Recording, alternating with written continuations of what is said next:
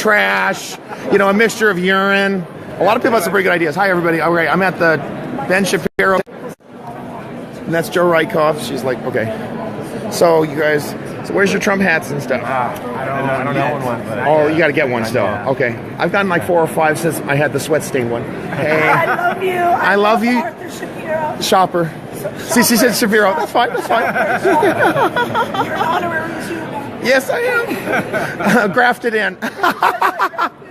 Sorry. I have my hat made up there. I like it. My voice is gone. Oh. Okay.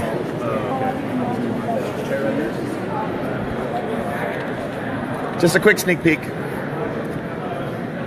Okay. Yes. Love. Have we figured out what kafeve means yet? It's whatever my president wants it to mean. Okay. More jobs, build the wall, Yes. Everything. Sounds good to me. Arthur, did you ever meet my daughter? Now I have. What's your name? I'm Julia. Nice to meet you, Julia. All You right. look great. I want to take your picture. You do? Okay, great. Okay.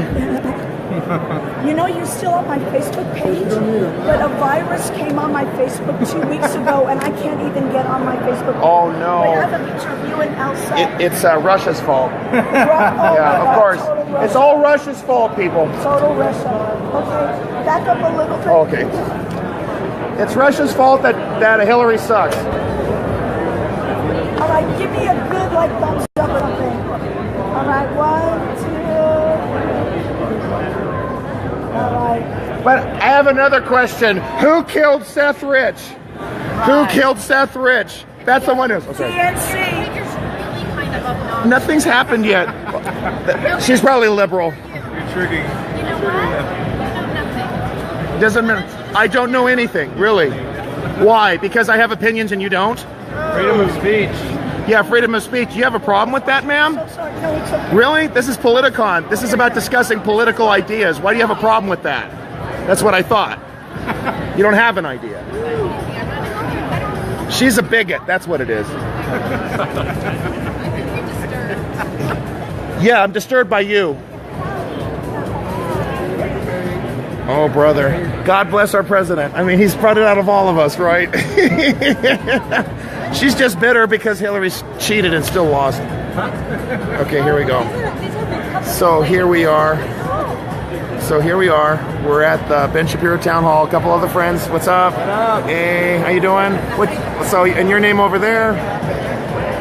Andrew and Tyler. Awesome. And you're in the Long Beach area or what? From San Dimas, California. San Dimas. All right. Bill and Ted. That's it. And who is Joan of Arc? Joan of Arc. Shit, I haven't seen the movie in a long time. Noah's wife. There we go. Oh, brother. Everybody's going after me today. Okay, here we go. San Dimas. Okay. This is great. Okay. So, I don't know, Shai, if you're watching, but I took a hint. I got out of that ridiculous from Russia with Trump. I can't believe they're so delusional. They're still in bondage to that. And so when we find out that Ben Shapiro is allowing us to come in and see it, then I showed up. So this is good. Yeah. What is it?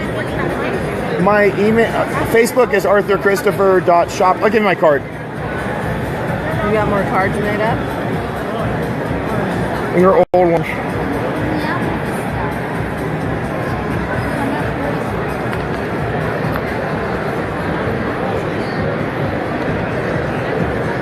Nice to meet you. Okay. There you go. Yeah, go ahead. I got so much going on right now. Let me see. Have your phone here. Oh. Here. Okay, thank you so much. These are older cards, but it's all accurate for the most part. Oh, thank you. Okay. There you go. I'm in Torrance, California. Anybody in the South Bay? You're Torrance too? Nice to meet you. Where do you live? I just moved. You just moved there? Awesome. I live in the West End, on the west side. What about you? Oh, you don't have to say. Yeah, okay. Oh, but you're going to move in. No, we moved in a few days ago. Awesome. Torrance, the Balanced City. It's nice. Bob Dornan used to represent Torrance. Okay. Yeah. They just asked me who I represent. I was like, oh, we literally moved a few days ago. Are you, where do you know where you're living in the city? Hobada and... Is there a street named Pianza? It's like there's a big mall. Anza? Anza. Okay, I'm Sepulveda. thinking of, no, it's not that close to Anza. There's a big mall where near Anza. Oh yeah, the Delamo Mall Fashion Center. So you live near there? Yeah. Okay, you got Maxine Waters, No shit, did I really move into Maxine the crazy Waters? black lady. Holy shit, really? Yeah. This is awesome. I know. Control like crazy. And now you can vote for Omar Navarro. Awesome! Yeah.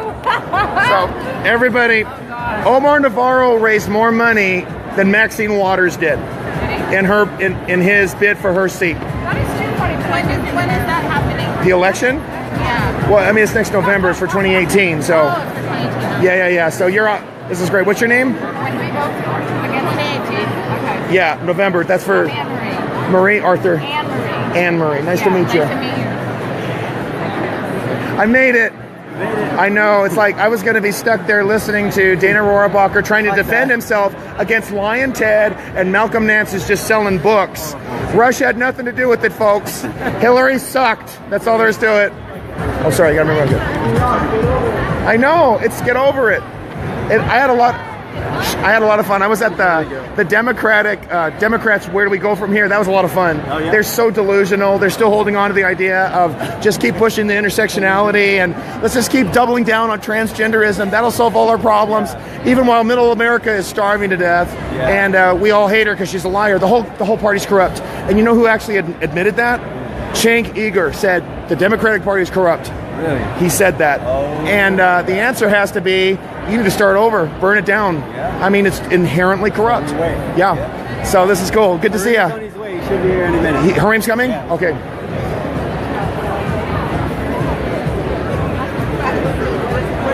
Everybody, there's Ben. There's Ben, everybody. Okay. Okay. I'm like totally unprepared here.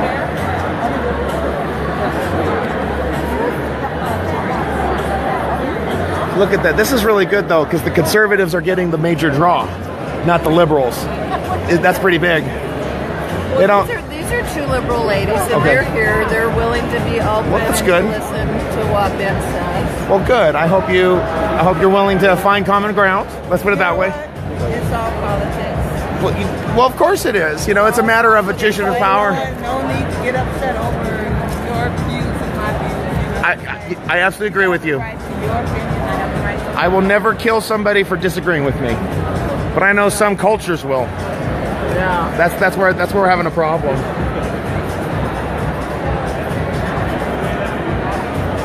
Okay.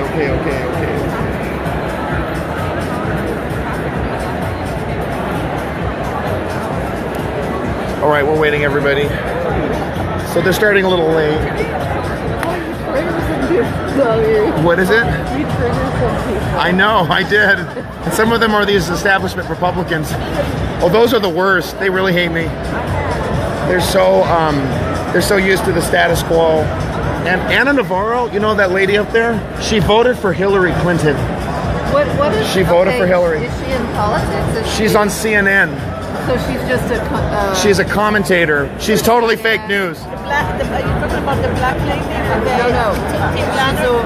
She was the white woman in the To Russia with Love conference. I wasn't there. I saw the one with the Tommy Lauren and the other girl. Oh yeah. No, that was. I didn't go to that one. That was Simon something. Simone. That was Simone. He missed that one.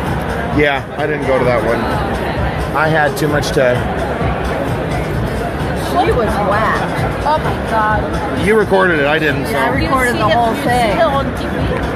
You see Yes, I've So- seen her on Carl Tuckerson, Tucker Carlson. Lemon. On Lemon. What's his name? Lemon. The one from CNN. Oh, I don't watch CNN. No. She's like Everybody, I'm doing the best I can here. So Angry. Just angry. we're here at the Ben Shapiro She jumped Town Hall. out of it. I know. And Tommy's just like being calm and cool. Didn't lose. her temper. She was, I know, she was horrible.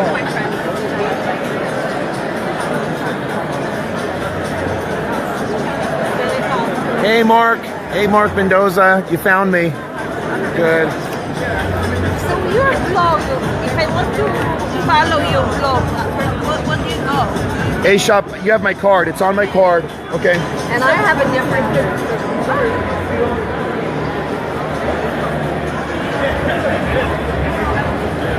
Look at this. They fill it up faster than the Democrats. Hey.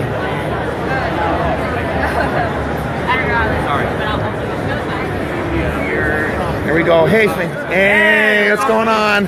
I don't know if that guy is still selling postcards with Trump as a picture of Hitler. You should have seen Reverend Jesse Lee taking down Lion Ted like a boss. It was beautiful. He actually fights. Hey. Okay. The reporter. I'm good. Are you doing something for USC? I'm sorry? Are you doing something for USC? I'm doing my own today. Okay. But, how is it going at the city council? I'm very city council, Ryan. Oh, things are good. We're working on bankrupting them if they don't renounce the sanctuary city policy. Joseph Turner's leading that. Do you know Sherry Bebich Jeffy? Sure. Is she one of your professors? She's at NBC and USA. Yeah. And now she's in. I talked to her and she went on a curse-laden rant against me, and her husband said called me a fucker, and I've got it on Facebook Live. She actually laughed at me when I said voter fraud might be an issue. She grabbed my arm. She got very hostile. Let me tell you, I sent Donald Trump a letter asking for an on-camera interview with him, and he sent me back about a month ago, no. Okay. So what should I do? You're the Trump supporter. You should put it in a frame. I tell him I know Arthur. Yes, you should. And put the letter in a frame and be glad he talked to you. Right. There you go. Remind me of your name again? Eitan. What is it? Eitan. Eitan, yeah, I remember. Good to see you. Okay.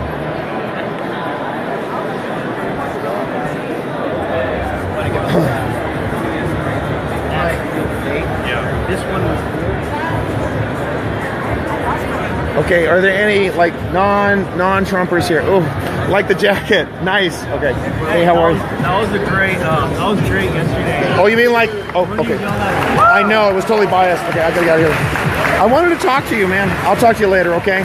Thank you for coming to Politicon. Because I hate Kamala Harris with a passion. Obviously, we had to move because of the great interest in your invading the town hall. Pro-life. Got it. Fascinating time here, and really lucky because of a lot of Puppies. down in front. He's in one of our comics contests. He's extraordinarily funny. He's an Emmy Award-winning writer, which I am not. He is a stand-up, and he's incredibly articulate, very smart. Help lead this. Please welcome Adam Jensen. All right, thank you guys. Who's excited to see Ben Shapiro here today?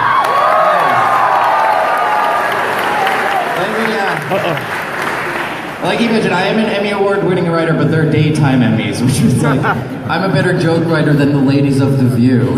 Oh! I'm currently a writer for the Ellen DeGeneres show. Oh. I'll keep writing for Ellen until they find out I opened for Ben Shapiro.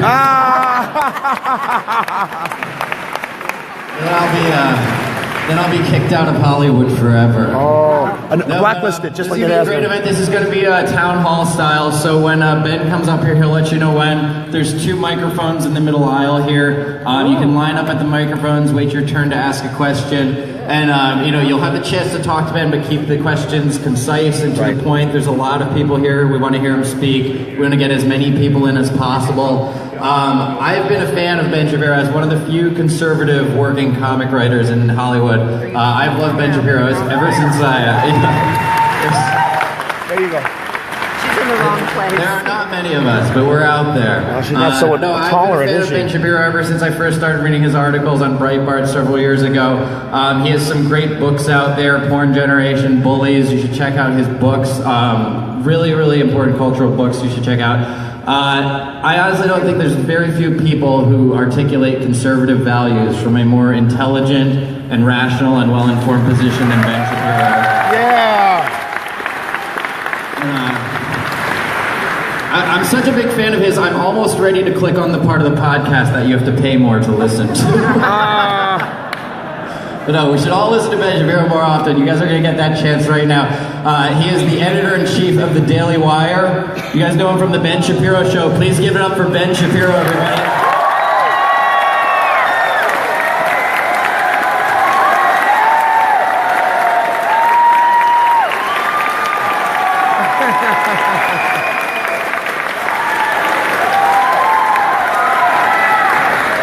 Alrighty, so welcome to my living room. I'll be right back.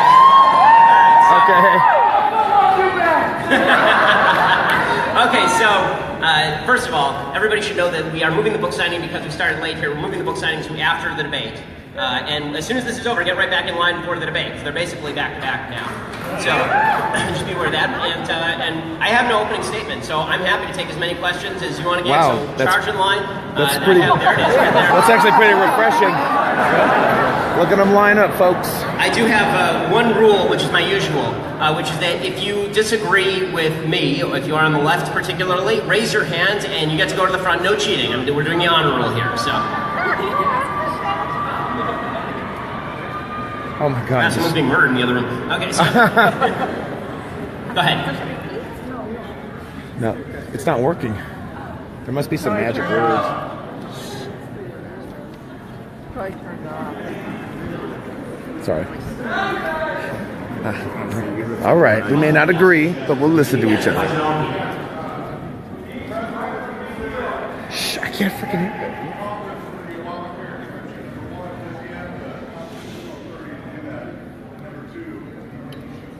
So I do think that the president, if he has the authority, should prevent the Congress from getting out of Obamacare. They should have to live with the regime that they've created for everybody else. As far as whether it has the constitutional authority to do it, to be fair, I haven't actually looked in detail at the legislation, the section of the legislation, so I'll have to punt on that one. Well, hi Ben, I'm a fan of elementary softball. He said at the college campus event, quote, something I think most people write, this is a constant refrain, yeah, socialism is a great idea if it worked. It's not true, it's a morally crappy idea. My question refers to an example. In the early days of the Mormon Church, the practice was known as the law of consecration, where church members consented that material goods be distributed. Like most social experiments, it failed because of individual weakness. In theory, is this morally corrupt? So here's my view of economic systems as a general matter. There's a difference in how you handle your family and how you handle the broad economy. So in my own family, we are socialists, meaning that my wife and I share a bank account. Right? It means that children can rely on me to take care of them. That's a socialist system in the sense that we all pool our common resources and then, from each according to his ability to each according to his need. That's my family. It doesn't work when you're talking about a broad range of people with vast difference in priorities. And what you see very often in religion, and this is true with regard to, for example, the Old Testament talks about why it doesn't like interest payments. Okay, that's in the context specifically of basically a familial Jewish tribe.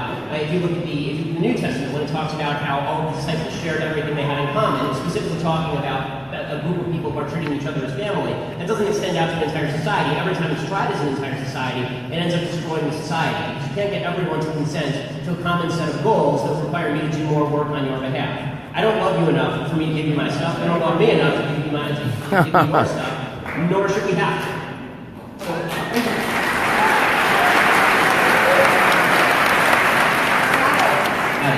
Okay, so I was wondering, what's your opinion on our president, Donald Trump, delaying the movement of the U.S. Embassy from Tel Aviv to Jerusalem? I mean, he promised that he was going to make the move. He hasn't made the move. I mean, it's that simple. I don't see any reason, rhyme, why he shouldn't move the embassy.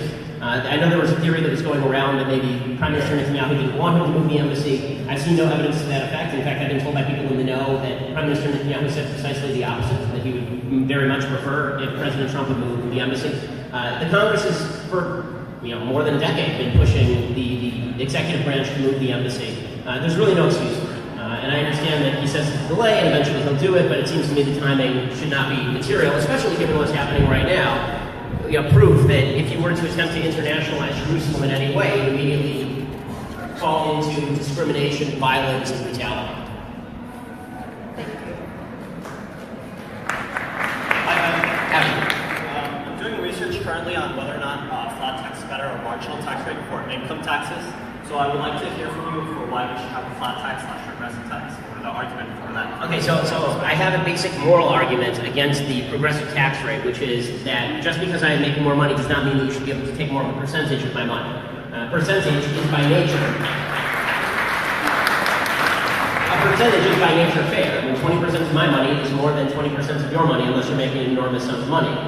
So the fact that there are people who think that you ought to pay more money just because the more money you make, there's no real moral argument for that other than I want your money and you make a lot of it. So I have a problem with that just on a moral level. On an economic level, it seems to me that as you penalize people for making more and more money, there are going to be gaps, right? You see this. You see that there are certain income cliffs where people are afraid that if they make more than a certain amount of money, that the next dollar they make is now going to be taxed at a higher tax rate. And so why would you bother hiring 20 new employees to get you past that mark if you're then going to have to pay a higher tax rate? It's not a steep cliff depending on how large the marginal tax rate increase is. But if you have what you used to have in the United States, the 91% tax rate, lots of people want to talk to you. $5 million a year. Once you get up to that point, what's the point of making another dollar? You may as well just save your breath, not hire an employee, and keep your money.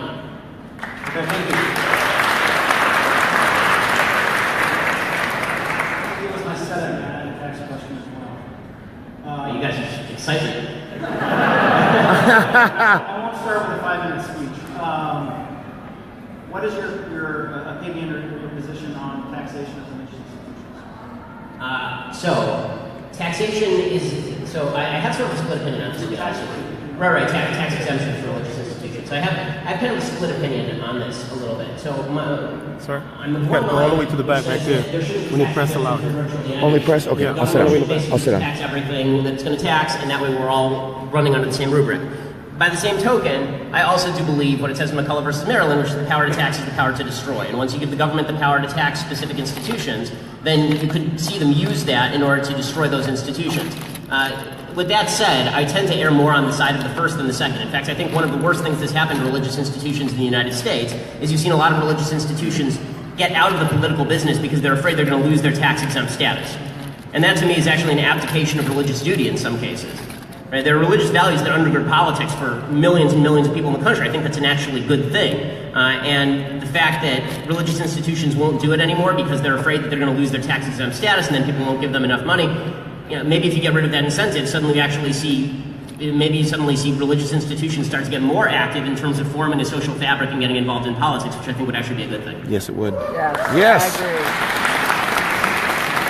I agree. Hey, Ben. I was just in the previous panel listening to the infighting among Republicans, and it was quite frankly depressing. And coming here is actually inspiring, seeing how many people came for you. But I'm just wondering, what ideas do you have that for us to stop the infighting, to get together and not look at each other as enemies? So I think that we have to, number one, stop attributing nasty motives to one another. I think that there's an attempt by people on both sides to attribute nasty, and when I say both sides, I mean really both sides of the Trump question, because that seems to be the big divide dividing conservatives right now. On the one hand, you'll have people who are like me, who didn't vote for other candidates, and some people who are like that will say that Trump voters, they have bad intent, and that they bought into everything that was bad about the man, and they sort of malign Trump voters as though they did something deeply wrong. I never said that. I don't believe that. I think most Trump voters voted for Trump, not because they loved all the bad things about Trump, but because they thought that Hillary Clinton was the worst candidate in the history of the Republic.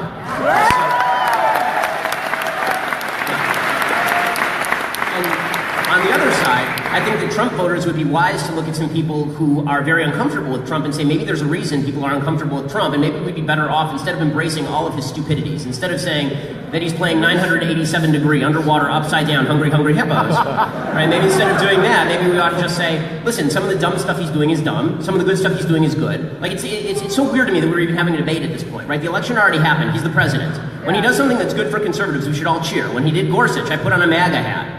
Okay, and when he does something stupid, like he attacks his own attorney general on Twitter for a week and a half, and then activates Anthony Scaramucci,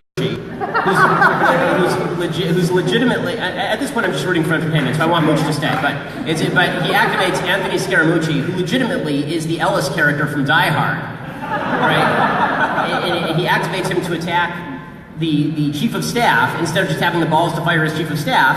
I think we should all agree this is kind of dumb. Like, this is not useful. The question shouldn't be, is it entertaining? The question should be, does it forward the ball? And I think that people on the Trump side need to get away from the idea that there's some sort of mastermind genius working inside Trump's gourd that is making all of the dumb things obviously super smart. I disagree. Dumb things are dumb. I mean, come on. I disagree. Why is it dumb, though?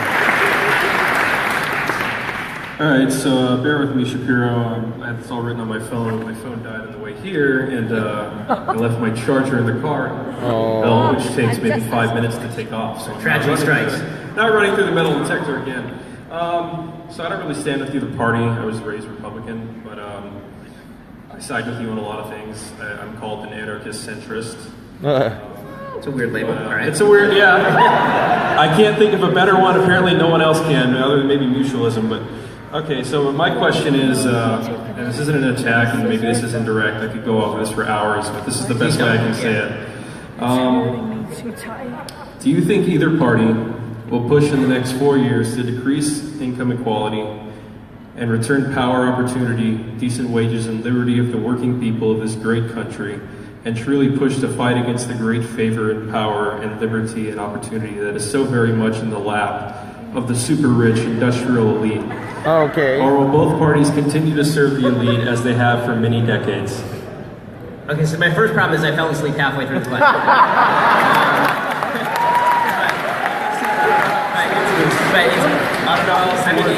I spent 20 minutes trying to figure this out with my buddy, and he's like, I don't know. It took you 20 minutes to say it, too.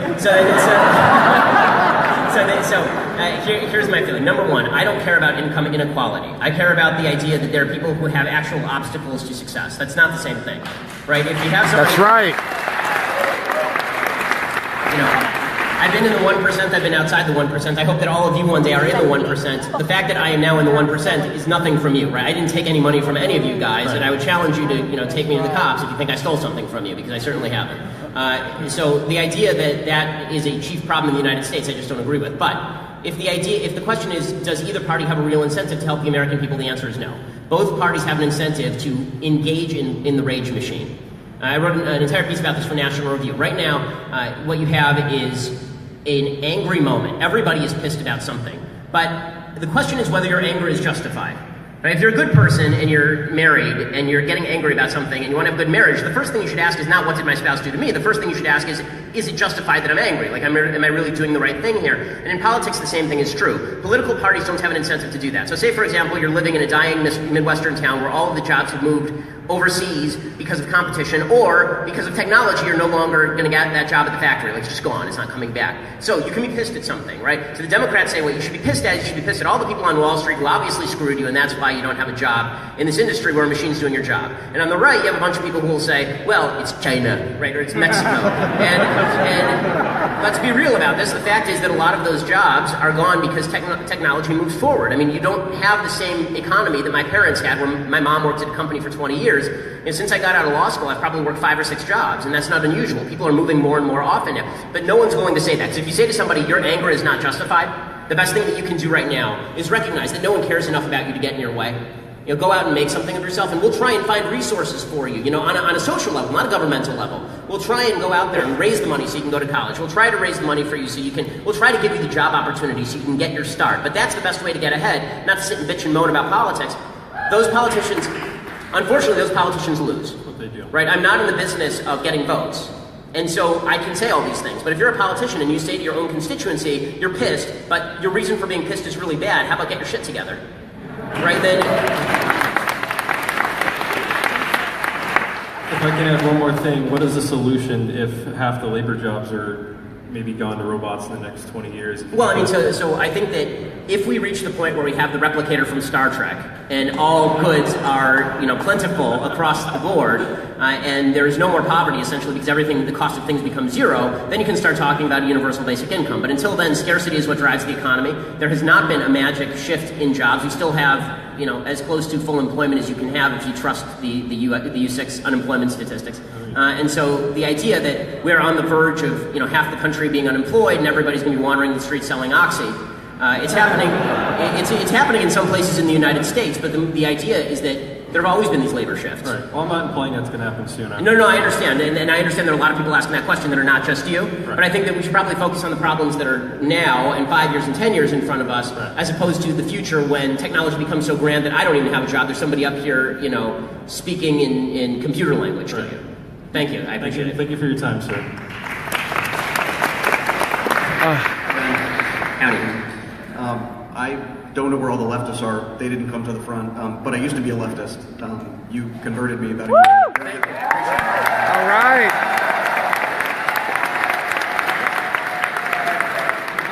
It's like an AA meeting. I didn't have a speech prepared.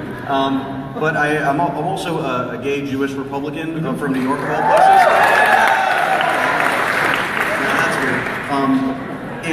weird. Both single-handedly, you and my dad helped, convince me with really just intellectual honesty to consider the other side. So I hope you keep doing that. That's thank you for actually considering it. You're the one that's doing work.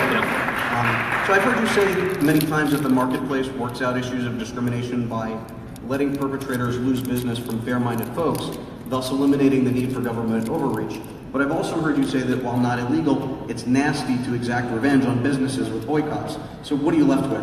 Yeah, so this is actually a really good question. So I think that the question is, does it impact the operation of the business? Meaning that, so for example, Brendan Eich at Mozilla Firefox is somebody who gave money to the anti-gay marriage effort in California and who's basically thrown out of his job by the higher-ups there. And I thought that was nasty because that actually creates a climate where political viewpoints that you disagree with are a way of throwing you out of your job.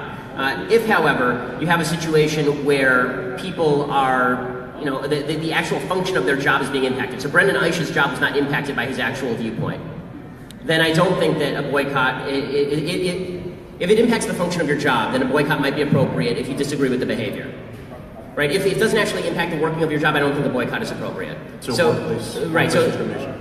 So Brendan Eich, another example that's controversial here in LA, like if you can't show me any evidence that Donald Sterling was banning black people from his games, I think that boycotting the Clippers because of Donald Sterling is really weird. Like Donald Sterling is a piece of crap, for sure. But if it didn't impact how he was actually running his organization, there might have been impact on that, by the way. But if there wasn't, then it's weird to boycott him. So my general rule on this is that a boycott is appropriate if you feel that the business is being run in such a way as to be discriminatory. But a boycott is not appropriate based on the viewpoint of the person who owns the business if it is not enacted in the actual practice of the business. Okay, perfect. That's actually very precise. Excellent. Discrimination I'm going to give it a shot. Class. Listen, it's a free country, so my moral view may not be your moral view. Like things I may boycott may not be things that you boycott. I don't think so. I don't believe in general protected class stuff. Generally, tends to me to apply to governmental action, not to private citizens. Right? Like for example, the Civil Rights Act talks specifically about. Folks, I gotta take off for a sec. I'll be back in a couple minutes. Okay.